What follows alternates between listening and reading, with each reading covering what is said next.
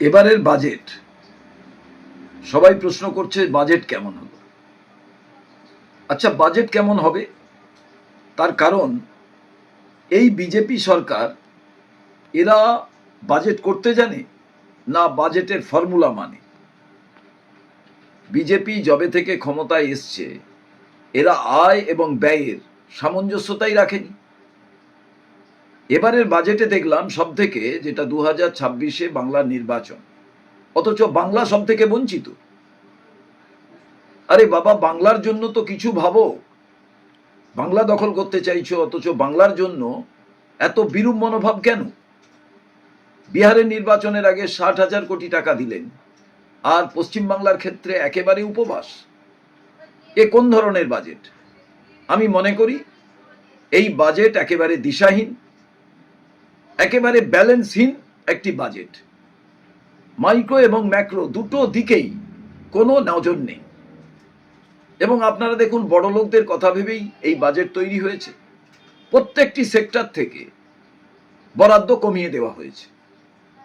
আমি ভেবেছিলাম 100 দিনের কাজের ক্ষেত্রে পশ্চিমবঙ্গে যে বকেয়া আছে তার জন্য আলাদা দুটো শব্দ উচ্চারিত হবে, সেখানেও আমরা তা দেখতে পেলাম না।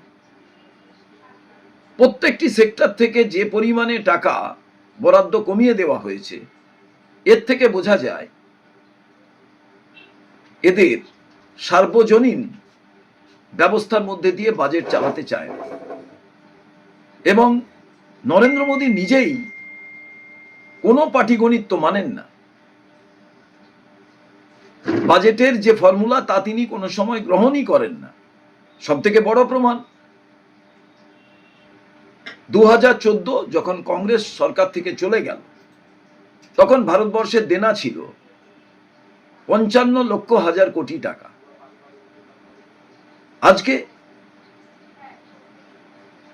আজকে ভারতবর্ষের দেনা কত?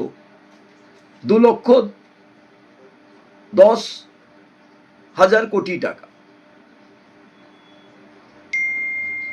এর থেকেই বোঝা যায় ভারতবর্ষের ইকোনমির অবস্থা কেমন। প্রত্যেক দিন টাকার দাম কমছে।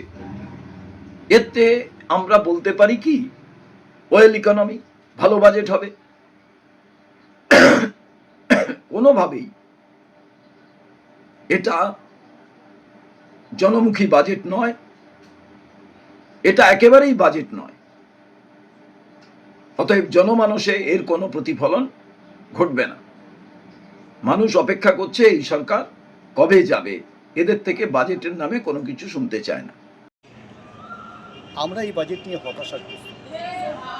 আমরা বারবার চেয়েছিলাম যে এখানে বাজেটের একটা প্রত্যাশা তৈরি হবে এবং সেই প্রত্যাশা সারা দেশের বেকারিত্বের, সারা দেশের শিল্পোন্নয়নে এবং সারা দেশের সার্বিক মানবিক উন্নয়ন ক্ষেত্রে একটা ভূমিকা পালন করে।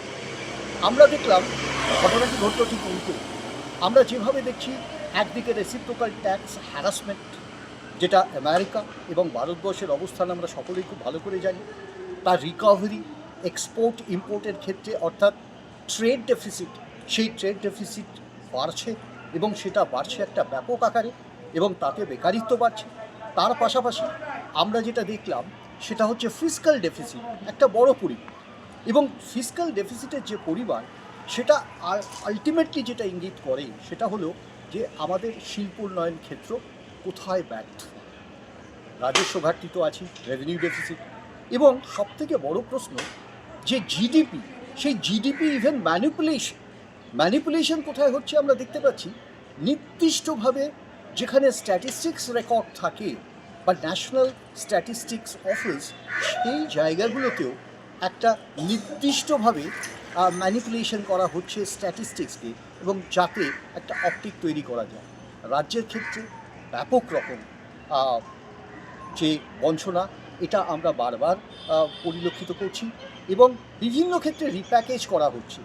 অর্থাৎ যেটা হাওড়া করিডর, হাওড়া থেকে শুরু, সেই করিডরটা শিলিগুড়ি পর্যন্ত এক্সটেনশন, এটা একটা রিপ্যাকেজ। ডানকুনি থেকে পালঘাট 2021-এই সেটা বরাদ্দ ছিল, সেটা একটা রিপ্যাকেজ। এবং আর একটা রিপ্যাকেজ করতে পারত, কিন্তু সেটা করা হলো না। পুরুলিয়ায় আমরা দেখতে পেলাম যেখানে রিয়েল আর্থ প্রপার্টি আবিষ্কৃত হয়েছে, কিন্তু সেখানে কিন্তু কোনো ট্যাপ করা হলো না। সুতরাং আমরা যেটা বারবার বলছি, এখানে কিন্তু এই বাজেট অবশ্যই সুখের নয়।